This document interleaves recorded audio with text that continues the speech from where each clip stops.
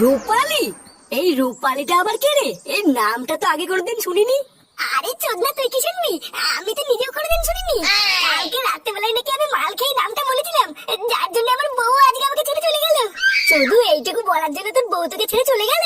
শুধু কি আমাকে ছেড়ে চলে গেছে? লেওরা যাওয়ার আগে আমাকে বলে গেছে এই সংসার করবে না, আমাকে ডিভোর্স দেবে। ঠিকই আছে, তোকে কতবার আমি বলেছি একটু মাল খাওয়াটা কমা, তা তো কোনোদিন শুনলি না। এবার দেখ কেমন লাগে, সারা জীবন হ্যান্ডেল মেরে কাটা। কিন্তু পল্টুদা, ফুটোর আর ফুটোর বউ যদি ডিভোর্স হয়ে যায় তাহলে ফাটা কি হবে? ওর তো পুরো ভবিষ্যৎটাই নষ্ট হয়ে যাবে গো। এই বিষয়টি কি ভেবে দেখেছো? হ্যাঁ, এটা তুই ঠিকই বলেছিস। ফুটোর একটা ভুলের জন্য ওর ছেলের জীবনটা নষ্ট হয়ে যাবে।